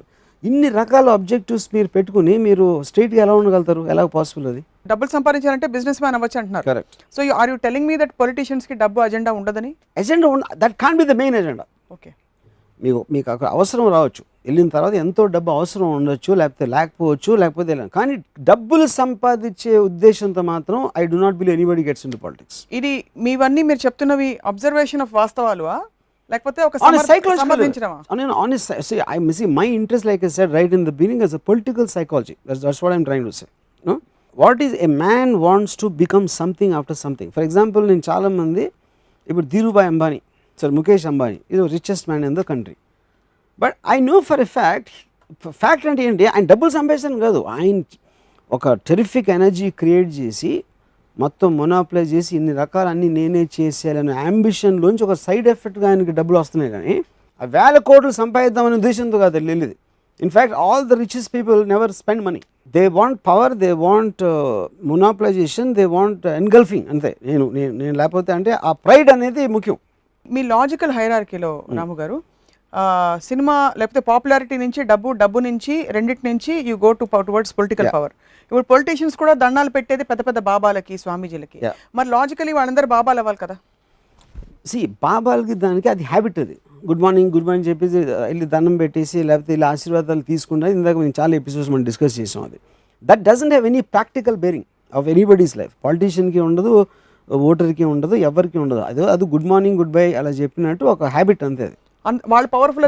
దాని వల్ల ఇప్పుడు ఎవరికి సీట్ ఇవ్వాలా, లేకపోతే వీళ్ళకి ఏమి ఇవ్వాలి ప్రజలకి ఓటు వేయడానికి అని బాబాని అడగరు. మ్యాక్సిమం ఒక ముహూర్తం పెట్టమంటారు. That I doubt beyond that it can happen anything. So it's not as powerful as it looks అంటారు బీయింగ్ అ బాబా. అప్పుడు ఒకవేళ బాబా నువ్వు ఎందుకంటే నువ్వు తప్పుకో నేనే ప్రైమ్ మినిస్టర్ అవుతానంటే నరేంద్ర మోడీ ఇచ్చాడు సీటు. అంత ధనం పెట్టు. అంత అది ఏ లిమిట్ వరకు ఉంటే ఆ లిమిట్ వరకు పనిచేస్తుంది అంతే. సో వర్మ గారు మీరు రాజకీయాల్లోకి ఎప్పుడు వస్తున్నారు? నన్ను కొడతారు పట్టుకుని. కాదు, మీరు రాజకీయాల్లోకి వచ్చి మీరు ఇదే మీ ముక్కుసూటితనంతో వాస్తవాలు మాట్లాడి అందరికీ analysis chief analysis officer opposite ఏంటి, ఇప్పుడు వీళ్ళందరూ మీకోసం ఆలోచిస్తాను అన్నీ వదిలేసుకుని వచ్చాను, నా ఆస్తి అంతా వదిలేసుకుని ఉట్టి ప్రజాసేవ కోసం వచ్చాను అంటే నేనేమో నా గురించి తప్ప ఎవరి గురించి ఆలోచన నేను చెప్తాను. కాబట్టి అప్పుడు బుద్ధున్న ఓటు ఎవడన్నా వేస్తాడా, ఓటు వేయడు. సో నాకు ఒక్క ఓటు కూడా మా ఇంట్లో కూడా వేయరు నాకు తెలిసి నాకు vote. So I think I will be even more of a bigger flop in politics. So ఆ తెలివి నాకు ఇప్పుడే ఉంది కాబట్టి నేను ఎప్పుడు చచ్చిన ఐ మీన్ ఎట్టి పరిస్థితుల్లో రాజకీయాలకి రానని మీ అందరికీ ఒట్టేసి చెప్తున్నాను. ఒట్టు కాదు అంటే ఏముంటుందని మీరు భయపడాల్సిన అవసరం లేదు, వరి అవ్వాల్సిన అవసరం లేదు. ఓకే, వాళ్ళు మీకు ఆ నవ్వుకునే అవకాశం కూడా ఇవ్వను. కన్వెన్షనల్గా కొన్ని క్యారెక్టర్స్ చూసాం మనం, కైకేయి ఇలాంటి manipulative characters. You feel that women Kaikeyi is not manipulative, Kaikeyi is honest. దశరథుడు is manipulative. Why is Kaikeyi manipulative? Kaikeyi straight గా అడిగింది నా కొడుకు ప్రతి చోట అమ్మాయిల కైకేయి నా కొడుకు కావాలి అప్పుడు మాట ఇచ్చావు ఇప్పుడు రాముడికి ఇస్తానంటే స్ట్రైట్ గా అడిగింది. ఇప్పుడు అందరు కైకేయి తిడతారు కదా. అది దట్స్ వాట్ ఐఎమ్ సేయింగ్. ఎందుకంటే మన మన మన మన హోల్ ప్రోగ్రామ్ మైండ్స్ అలా పనిచేస్తాయి. మరి ఎవరు మ్యానిపులేట్? దశరథుడు ఒక మూమెంట్లో, అది సెక్షువల్ మూమెంట్ ఏ మూమెంటో నాకు తెలీదు, హీ సెడ్ నీ కొడుకే ఇస్తానని చెప్పాడు, అయిపోయింది. అదొక మాట ఇచ్చారు. మాట ఇచ్చిన తర్వాత ఒకసారి రాముడిని రాజు చేస్తానంటే షీ సెడ్ అదేంటి నా కొడుకు ఇస్తానని చెప్పావు కదా. సో ఇప్పుడు అయోధ్య ప్రజలందరూ రాముడిని కోరుకుంటే కింగ్గా, అప్పుడు ఎవరో ఒక్క వైఫ్కి ఆ వైఫ్ కూడా అంటే పాతకి ఇలా అంటావు అంటే తనకే ఒపీనియన్ లేదు కైకేయి అంటే అవసరం తీరిపోయాక. తనకే ఒపీనియన్ లేని ఒక భార్య చెప్పినంత మాత్రాన అయోధ్య కింగ్డమ్ అంతా తనకి ఇష్టం లేని సమర్థత లేడనుకున్న భరతుడి చేతిలో పెడితే అసలు కింగ్ ఏంటి, దశరథుడిని గౌరవించమండి అసలు ఫస్ట్. సెకండ్ పాయింట్, అసలు ఎందుకు చేసేటప్పుడు మాట తప్పితే స్వర్గప్రాప్తి రాదు, మోక్షం రాదు అనేది ఫియర్. ఎవరికి మాట ఇచ్చాడు అంటే ఇప్పుడు ఎవడో ఒక క్రిమినల్కి నేను మాట ఇచ్చేసి లేకపోతే చేసి ఆడికి మాట ఇచ్చాను అందుకని మొత్తం దేశం అంతా పోయినా నా మాట మీద నిలబడతానంటే ఏమంటే కొడతారు పట్టుకుని. Because as a king your responsibilities towards the entire kingdom or the majority if at all the least you know. So అప్పుడు ఓన్లీ రీజన్ ఎందుకు మాట తప్పితే మోక్షం తప్పితే నాకు రంభ కౌగిళ్ళు సురాపానాలు దొరకవు. అది మెయిన్ ప్రాబ్లమ్ ఆఫ్ దశరథుడు. అందుకే ఆయన మాట నెరవేర్చారు 100%. లేకపోతే సో జస్ట్ ఊరికి ఎలాగో మీరు context reference, how should he have handled the situation? For example Kaikeyi వచ్చి his choice is very simple. His choice is ఆ టైంకి ఇప్పుడు ప్రతి ఒక్కళ్ళ రిలేషన్షిప్లో ఒక పర్టికులర్ టైంలో నేను ఒక అమ్మాయితో నువ్వు లేకుండా బతకలేనని నేను చెప్పొచ్చు, పెళ్ళైన తర్వాత నీతో బతకలేనని చెప్పొచ్చు. That is a change which happens in every relationship. So దశరథుడు కైకేయి ఏ టైంలో ఏ మూడ్లో ఏ పరిస్థితిలో నీ కొడుకుని రాజు చేస్తానని మాట ఇచ్చారు అనేది ఒక పాయింట్. తర్వాత ఎన్ని రోజులు ఉన్నారు దాని మధ్యలో వీళ్ళిద్దరి మధ్యన ఎక్స్పీరియన్స్ ఏంటి ఇవన్నీ ఉన్నాయి. ఆబ్వియస్లీ భరతుడు పెరిగిపోయాడు కాబట్టి you are talking about some 25 years of experiences which you had with Kaikeyi. So obviously తను ప్రేమ తమ్మకంలో నీ కొడుకునే చేస్తాను అని చెప్పినప్పటికీ 24 ఏళ్ళు డిఫరెన్స్లో ఉన్న వాళ్ళ ఎంటైర్ రిలేషన్షిప్ స్టోరీ నాకు తెలియకుండా ఇప్పుడు పాతకి ఇది అది అని దశరథుడే అంటాడు, వాల్మీకి కూడా అంటాడు రాసిన అతను. ఇవన్నీ చెప్పిన తర్వాత తనకి ఇచ్చిన మాట కోసం మొత్తం అయోధ్య పోయినా పర్లేదు అసమర్థుడిని చేస్తాను అంటే there it self the whole character of Dasharatha is gone. So ఎలాగో మ్యానిపులేట్ చేయాలి, do it for larger cause. There is no manipulation, that is అందులో మ్యానిపులేషన్ వర్డే లేదు, that is pure dishonesty. Kaikeyi is honest and is absolute dishonest man, is an incompetent man is Dasharatha. So 3 parameters మీరు గనక ఒక నాయకుడు వచ్చాక ఈ changes నేను చూశాను, మార్పు వచ్చింది అన్నారు. See the point is overall ఎకానమీలో ఒక పర్టికులర్ డెసిషన్ వలన ఎలాంటి ఐ మీన్ ఎఫెక్ట్ వస్తుంది అనేది దానికి నాకు అంత కాంప్రిహెన్సివ్ నాలెడ్జ్ లేదు. But just as a layman for me to speculate visible effect ఎప్పుడు వస్తుందంటే నాకు సపోజ్ ఒక ర్యాండమ్ దాంట్లో అసలు ఈ ఫ్రీబీసో లేకపోతే కన్సెషన్సో లేకపోతే సబ్సిడీస్ అనేది కంప్లీట్గా అబాలిష్ చేస్తాం అనుకోండి, that will be a major change in upheaval. పాజిటివ్గా ఏంటి నెగిటివ్గా ఏంటి అనేది నాకు తెలియదు, ఎందుకంటే everything will have both their I mean effects. ఒక సెక్టర్కి లాభం అవచ్చు, ఇంకో సెక్టర్కి ఇది అవ్వచ్చు. లేకపోతే అంటే ఒక పాలసీ చేంజ్ నేను చెప్పేది, మనకి బాగా తెలిసిన దాన్ని టక్ అనేది లేదు, లేకపోతే మనకు అసలు తెలియని దాన్ని ఉంది అని పెట్టారు అనుకోండి, that will have a direct effect on each of the people. ఇప్పుడు మొత్తం అన్ని షాపులు మీకు ఏది కావాలంటే అది రాత్రి పగలు మొత్తం తెలుసుకుంచుకోవచ్చు, లేకపోతే 2 గంటల కన్నా ఎక్కువ తెరకూడదు. This can be one opposite and that can be one complete so other you would opposite. like to see a big transformative thing, yeah. So అదేంటి అంటే ఐ లైక్ టు సీ అంటే నేను అనేది ఒక freedom of an individual, freedom of a పర్సన్కి. ఇప్పుడు for example నేను చాలా అంటే నేను because I'm a normal voter, I have no idea. నన్ను చాలాసార్లు నేను గుర్తుంది నాకు 1970s ఆ టైంలో పాపులేషన్ అనేది బిగ్గెస్ట్ ప్రాబ్లం అని చెప్పారు ఇందిరాగాంధీ గవర్నమెంట్లో. ఏమైపోతుంది అసలు ఇండియా అంతా నాశనం అయిపోతుంది, అది ఇది అని చెప్పారు. అసలు ఆపరేషన్ చేయించుకోవాలి, పిల్లలు తగ్గించేయాలి, వాళ్ళకి ఇది ఇచ్చారు అది ఇచ్చారు అని చెప్పేసి దే ప్రొవైడెడ్ డూమ్స్డే కాన్స్పిరసీ ఏంటి, 90s మిడ్ 90s వచ్చేప్పటికి అసలు ఇండియా అనేది పాపులేషన్ పెరిగిపోయి భూమిలో కూరుకుపోతుంది అని ఇమేజ్ మాకు ఇచ్చారు.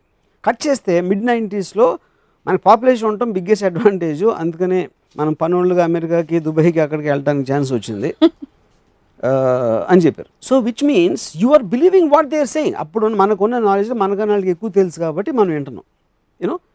So the point is similarly ఇప్పుడు ఒక గాంధీ గారు మనం సెల్ఫ్ సఫిషియన్సీ ఉండాలి, మనమే అన్ని వస్తువులు చేసుకోవాలి, ban foreign objects, reject foreign objects అని ఆయన వల్ల నాకు 30-40 ఏళ్ళు నాకు ఏమి జరగలేదు. And I'm living on that one politician telling me మనకే సెల్ఫ్ సఫీ వేరే దేశాల మీద డిపెండ్ అవ్వకూడదు. ఒక పర్టికులర్ రోజున మనం రియలైజ్ మనకు అంత కెపాసిటీ లేదు అది చేసుకుని మనం అప్పుడు అందుకు వాళ్ళ దగ్గర నుంచి తీసుకొని ఎంఎన్సీని తీసుకొచ్చాం. నా suddenly the quality of life increased. So అప్పుడు గాంధీ గారిని నమ్మకపోతే మన క్వాలిటీ ఆఫ్ లైఫ్ 30 ఏళ్ళ క్రితమే ఇంక్రీజ్ అయి ఉండదు నా బిలీఫ్ ఇప్పుడు. సో ఆ టైంలో గాంధీ గారు చెప్పిన పరిస్థితి సిచ్యువేషన్ వేరు, ఆ కాంటెక్స్ట్ వేరు. సో నా పాయింట్ ఏంటంటే అంత డ్రాస్టిక్ మెజర్ ఆఫ్ లైఫ్ అనేది తీసుకున్నప్పుడు ఇప్పుడు ఫర్ ఎగ్జాంపుల్ వరల్డ్ ఓవర్లో there is an element of conservative తీసేసి ఫ్రీడమ్ అనేది ఉంది. పొర్నోగ్రఫీ అనేది అంత ఆస్పెక్ట్ అంత వచ్చేసిన తర్వాత ఇప్పుడు మనం సడన్గా మేల్కొని సినిమాల్లో సెక్స్ ఉండకూడదు అని కొత్త గవర్నమెంట్ చెప్తే, so I'm saying that is what is రిగ్రెసివ్నెస్. మీరు వరల్డ్లో ఎక్కడెక్కడ ఏ సొసైటీ మోస్ట్ అడ్వాన్స్డ్గా ఉంది దాన్ని స్టడీ చేసి దాన్ని ఇంప్లిమెంట్ చేయటమా, లేకపోతే మా దేశమే గొప్పది, మా కల్చర్ అది కాదు, మేము ఇంకా మా తాతయ్య ముత్తాతల కాలంగా మనం వెళ్తున్నాం అనేది ఒకటి.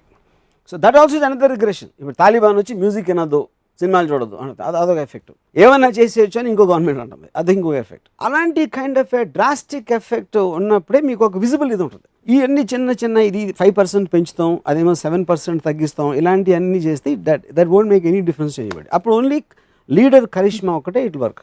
So having studied the need for power in human beings, యాక్చువల్గా చూస్తే ఇంత పెద్ద country which is ruling the world, America లాంటి దేశం అధ్యక్షుడిని ఒక small group of militants challenge చేసి అసలు అంత పాలిటిక్స్ అంత వ్యవహారం డెమోక్రసీ ఓటింగ్ ఏమీ లేకుండా వచ్చి ఛాలెంజ్ చేసి ఓవర్ పవర్ చేశారు. First of all I think it's wrong to say it is an incident ఒక డ్రమాటిక్ ఇన్సిడెంట్ అనేది అంత వరల్డ్ వైడ్ ఒక పబ్లిసిటీ వచ్చిన ఆస్పెక్ట్ అది. But that is not what America or American leadership is about. అది మనకి వేరే థింగ్. అమెరికా ఏం చేస్తుంది, అమెరికాలో కానీ మొత్తం ప్రపంచంలో దాని మీద ఉన్న ఇన్ఫ్లుయెన్స్ని మనం దీన్ని ఒక ఇన్సిడెంట్ తోటి కంపేర్ చేసి బీరిట్లు చేస్తాం. That is a law and order problem. That is against the law of the land of somebody trying to threaten. That will be taken due course. 26/11 అవ్వచ్చు, లేకపోతే 9/11 ఇది అవ్వచ్చు, ఏదైనా అవ్వచ్చు. బట్ ఒక కాంటెక్స్లో మీరు తెలివి గురించి మాట్లాడుతూ డెఫినెట్గా ఇది స్కీమ్ చేసిన వీళ్ళకి తెలివితేటలు ఎక్కువ ఉన్నాయని చెప్పారు. తెలివితేటలు అది పాయింట్. తెలివితేటలు ఆబ్వియస్లీ ఎక్కువ ఉన్నాయి, ఎందుకంటే అమెరికా అనేది తెలివైంది. బట్ ఏ సిస్టమ్ అయినా కూడా అప్పటి వరకు డెవలప్మెంట్లో వచ్చిన దాంట్లో they are prepared for what happen till then. ఎప్పుడైతే ఒక ఇండివిజువల్ దాన్ని ఓవర్కమ్ చేసి ఆడికి ఒక కొత్త ఐడియా వచ్చినప్పుడు you're caught by surprise. That happens in the world all the time. It will always happen. So what do you think is the next model for democracy? So I think it will keep on evolving itself and it will become the strongest, which it has already become. I think America, I think it's near perfect. Because ఇప్పుడు అమెరికాలో మనం ఏమంటాం, ఎంతసేపు వీళ్ళందరూ oil కోసం చేస్తున్నారు అంటారు. ఎందుకంటే మన బుర్రలు అంతకు మించి ఆలోచనలు. అమెరికా అనేది ఒక సిస్టమ్, అది Americans is not the point. Accountability అనేది ఒక డిక్టేటర్కి లేదు, ఒక ఫ్యూడలిస్ట్కి లేదు. మేబీ ఇండియాలో అంత ఎక్కువ ఉండదు, అమెరికాలో అసలు ఉండదు ఆ ఫ్రీడమ్. అంటే జార్జ్ బుష్ తలుచుకుంటే వెళ్ళిపోతాడు, వారికి it can't happen. there will be so many systems you have to go through to come to the conclusion because evolved over a period of time to come into that space. కానీ మనకి అంటే ఇప్పుడు George Bush అంత oil war అంటే oil ఇంట్లో పెట్టుకుంటారా George Bush oil డబ్బులని తీసుకెళ్ళి what will you do for the money అది కానీ మనకి బుర్ర లేకపోవటం అని మనం ఆలోచిస్తాం. No individual can actually control anything in a democracy because the very definition of democracy goes for a toss there. కానీ మనం మనుషులుగా ఒకరికి కనెక్ట్ అవ్వాలి కాబట్టి ఒక మనిషి గురించి మాట్లాడతాం. జార్జ్ బుష్ అవ్వచ్చు, నరేంద్ర మోడీ అవ్వచ్చు, they're in a certain system, they're in a position which is created by a democratic country fill చేస్తారు. నరేంద్ర మోడీ ఉన్న అదే అవుతుంది, ఎక్స్ ఉన్న అదే అవుతుంది, వై ఉన్న అదే అవుతుంది. రేపు మన కాంగ్రెస్ గెలిచినా కూడా ఎగ్జాక్ట్లీ మన లైఫ్ ఇదే రామ్యూజియం ప్రోగ్రామ్ చేస్తూ ఉండేవాళ్ళం. అయ్యే సినిమాలు రిలీజ్ అవుతాయి, అయ్యే ప్రాబ్లమ్స్ ఉంటాయి కంట్రీలో, ఏమి చేంజ్ ఉండదు. Somethings are timeless. But only changes Narendra Modi face changes. ఇందులో సోనియా గాంధీ మొహం బదులు నరేంద్ర మోడీ మొహం వస్తుంది అంతే. అంత తప్ప ఏం మార్పులు రావు. ఎవరి వల్ల ఎవరి జీవితాలు ఒరగవని చెప్పేసారు. It's a new film which released, which became a blockbuster. So that one film is not going to change the fate of the film industry. That's the whole point. మంచి ఎగ్జాంపుల్తో ఎక్స్ప్లెయిన్ చేశారు. సో ఇది నిజంగా ఒట్టేసి చెప్పాలి, ఎన్నిసార్లు ఓటేశారు మీరు? ఎప్పుడు ఎప్పుడు? నెవర్. మీలాంటి అమూల్యమైన అదొక బిగ్గెస్ట్ స్కామ్ నాకు. మీ ఓటు అమూల్యమైనది, మీ ఓట నా ఓట, నీలాంటి అదవులు అందరి ఓట్లు కలిస్తే నాకు అమూల్యం అవుతుంది. అది యాక్చువల్ రియల్ లైన్ అంటే అది. ఎందుకంటే నీ ఏ ఒక్కడో నాకు అవసరం లేదు, కానీ మీరు కలెక్టివ్గా ఒక గుంపులాగా నాకు కావాలా. సో నా పాయింట్ ఏంటంటే మీ ఓటు వేస్ట్ చేయదు అంటారు. అరే నాకు తెలియదు, ఫస్ట్ ఆఫ్ ఆల్ నా ఎమ్మెల్యే ఎవరో తెలీదు, వాడు ఏం చేశాడో తెలియదు. అది అన్నా అది నాకు రాకూడదు కదా. That is the governments. మీ ఏరియాలో నిలబడుతున్న మనిషి వీడి బ్యాక్గ్రౌండ్ ఇది అది అని ఆ ఎలిమెంట్స్ అని. ఇప్పుడు నేను నా లైఫ్ బతకడంలో అన్నా నాకేం డిఫరెన్స్ పడదు. ఓటర్గా నాకు ఎవ్వరు వచ్చినా ఇతను ఎమ్మెల్యే అయినా అతను ఎమ్మెల్యే అయినా నా స్ట్రీట్ అలాగే ఉంది. పంజాగుట్ట కాలనీలో మా ఇల్లు ఉంది. లాస్ట్ 40 ఏళ్ళ నుంచి ఆ ఇల్లు ఎవడో ఇటు కట్టాడు గవర్నమెంట్ వల్ల ఏం జరగలేదు అక్కడ. బేసిక్ పాయింట్ అది. ఆర్ పర్టికులర్ ఎమ్మెల్యే వల్ల ఏమి జరగలేదు. How does it make it difference to me? నాకున్న టైం, నా ఉద్యోగం, నా జాబు, నా ఇంట్లో పిల్లలో, భార్యో, నా గర్ల్ ఫ్రెండ్, వాళ్ళతో నేను చూసుకుంటాను. కానీ నేను టైం తీసేసుకుని ఎవరు ఈయన బ్యాక్గ్రౌండ్ ఏంటని స్టడీ చేస్తాను. మరి బ్యాక్గ్రౌండ్ స్టడీ చేసిన తర్వాత అతను ఏం చేస్తాడు నాకు? ఏ ఎమ్మెల్యే అయినా ఆ కాన్స్టిట్యున్సీలో మీరు ఒక్కొక్క ఓటర్ని వెళ్ళి అడగండి, ఏం చేశాడు ఈ కాన్స్టిట్యున్సీలో టర్మ్లో అంటే ఎవరు చెప్పగలుగుతారా?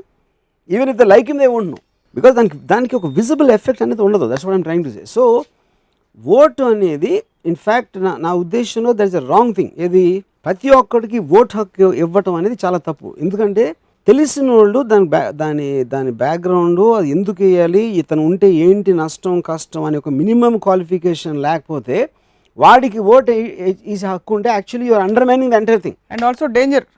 It's danger. అంటే అది ఆల్మోస్ట్ మీకు మెడిసిన్ తెలియకుండా పేషెంట్ని ట్రీట్ చేయనట్టు ఎంత తప్పు, ఆ ఎమ్మెల్యే ఆ పార్టీ బ్యాక్గ్రౌండ్ తెలియకుండా వాడికి ఓటు హక్కు ఇవ్వడం అంతే తప్పు. సో ఒక్క పాయింట్లో తేల్చేశారు అది విషయం. సో ఏం చేయాలంటారు? ఫర్ ఎగ్జాంపుల్ ఇప్పుడైతే ఓటు హక్కు ఇంటర్వ్యూ చేసి, the point is to educate each and every person on the background of that man in a very very systematic manner. Who will educate? The government. Why will the government do it? The government is in competition with so many other people. The election commission which is monitoring the whole thing, the whole point is vote అనేది ఎందుకు, vote ఎందుకు వేయాలంటే ఇది reason. మీ vote వేయటానికి మీకు minimum తెలుసుకోవాల్సిన ఒక knowledge ఇది. మీ ఏరియాలో నిలబడుతున్న ఈ పర్టికులర్ మనిషి వీడికి ఇది బ్యాక్గ్రౌండ్, వీడి ఫోర్గ్రౌండ్ ఇది అని చెప్పి, ఇది ఈ పార్టీ పాలసీలు ఇవన్నీ ఒక వాడుక భాషలో లాగా చెప్పి అంత అండర్స్టాండింగ్ అనేది ఒక మటీరియల్ మీరు ఇంట్లో పెడితే అది మీరు చదివారా లేదా తర్వాత విషయం. But that is the minimum responsibility of the EC. అది ఇంతవరకు చేయలేదని ఎందుకు అనుకుంటున్నారు? చేయలేదు, మీరు చూడలేదు కాబట్టి. నా దగ్గర నేను ఎప్పుడు ఎవరిని డిస్కస్ చేయడం ఇలా, మా ఇంట్లో నేను ఒక ప్యాంప్లెట్ కూడా చూడలేదు. లాస్ట్ కపుల్ ఆఫ్ ఎలక్షన్స్ 2 termsలో the system slowly has started evolving, but you're right that ఆ లెవెల్ ఆఫ్ పెనిట్రేషన్ ఇంకా రాలేదు. That has to be done systematically. It can't be just like one person thinking about it. That has to be a mandatory thing. అది మొత్తం అంతా మీకు thrust of media దాని మీద ఉండాలి. అంతేగాని ఆడ సీట్ ఎందుకు ఇవ్వలేదో తెలుసా, ఆడ వెనకాల ఇవాళ రాత్రి వెళ్ళి ఆయన కలిసాడు, అక్కడి నుంచి ఫోన్ చేసాడు, అది కాదు, ఆ డ్రామా కాదు నాకు కావాల్సింది. As a citizen I'm interested in what exactly that guy is going to do for the country. ఇప్పుడు లేటెస్ట్గా ఎలక్షన్స్ గెలిచాక as we wind up, since you brought it up, ఎవరిని ఎంత తిడుతున్నారు? నువ్వు చెల్లని రూపాయి. This entire thing the most valid point I think I made is ప్రతి ఒక్కడికి ఓట్ హక్కు ఇవ్వటం అనేది I think the biggest problem of India. ఎందుకంటే వాళ్ళకి తెలియనప్పుడు అది ఆ ఓటు విలువ ఎందుకు వేస్తున్నారు, ఎందుకు వెయ్యాలి అని ఎడ్యుకేషన్ ఇవ్వకుండా you are giving them the power to belittle the actual vote which is going to be really helpful. ఎలా వాడాలో తెలియకుండా ఇప్పుడు అంటే ఒక AK-47 minimum education, minimum knowledge of the country's politics or country's economic situation, a minister అది a MLA దేనికి ఎందుకు అవుతాడు అని ఆ నాలెడ్జ్ అంత క్లియర్ కట్గా తెలిసిన వాళ్ళకి ఓటు హక్కు ఉండాలి. కానీ ఏమీ తెలియకుండా ఇంట్లో వంట వార్పు చేసుకుంటా పని మనిషి అక్కడ రోడ్డు మీద వెళ్తున్న అందరికీ ఓటు హక్కు ఇవ్వడంతో you're actually undermining the entire concept of it. Yeah, in other words giving ఇప్పుడు ఆస్కర్ అవార్డ్స్ ఉంది. ఆస్కర్ అవార్డు బెస్ట్ సినిమాటోగ్రాఫర్స్ అందరూ కలిసి దే లుక్ ఎట్ ఫిల్మ్స్. వాళ్ళు బెస్ట్ సినిమాటోగ్రాఫర్ ఏ సినిమా అని, ఎందుకంటే మినిమం అండర్స్టాండింగ్ క్వాలిఫికేషన్ వాడికి తెలుసు ఆర్ట్ ఏంటి అనేది, వాడికి ఇచ్చారు ఇవ్వడానికి. రోడ్ మీద సినిమాటోగ్రఫీ చెప్తే సినిమాటోగ్రఫీ అనేది it's collective aspect of so many things, you can't isolate normal man. So ఈ ఫలానా మనిషికి ఓటు వేయాలి అంటే అతని గురించి ఎంత తెలిసి ఉండాలి, నీకు ఆ కెపాసిటీ, నీకు అసలు డెసిషన్ తీసుకోవడానికి అనేది ఉన్నప్పుడే that percentage is becomes valid. like giving a big rifle or a AK-47 to somebody. అవి that's wrong example because C first of all ఈ దగ్గర అంత విషయం లేదు, AK-47 లేదు, ఒక చిన్న పెబుల్ అది, యూనో. బట్ పెబుల్స్ చాలా ఉన్నాయి కాబట్టి అన్ని కలిపి ఒక పెద్ద like Nietzsche said, of many a proud structures downfall, raindrops and weeds have been the cause అన్నాడు. ఎందుకంటే దే ఆర్ మెనీ, అంత పెద్ద స్ట్రక్చర్ ఉంది కానీ వర్షం పడి పడి పడి పడి దాన్ని నాశనం చేస్తుంది. చిన్న చిన్న చొక్కలు, లేకపోతే grass insignificant by it self but it can crack the wall. అలాగా ఓటర్లు అనేవాళ్ళు వాళ్ళు బిగ్గెస్ట్ ప్రాబ్లం. పాలిటీషియన్స్కి ఏం ప్రాబ్లం లేదు, politicians are the very right guys. It is my problem is only with the voters. So Varma garu, thank you very much for enlightening us today, because Varma గారికి ఎప్పుడు దేవుడితో problem లేదు, భక్తులతోనే ప్రాబ్లం. అలాగే రాజకీయ నాయకులతో ప్రాబ్లం కాదు, ఓటు వేసే వాళ్ళతో ప్రాబ్లం. వ్యవస్థ మారాలని కోరుకుంటున్నారు మనస్ఫూర్తిగా. Thank you very much. ఇంకొక ఎపిసోడ్ రాము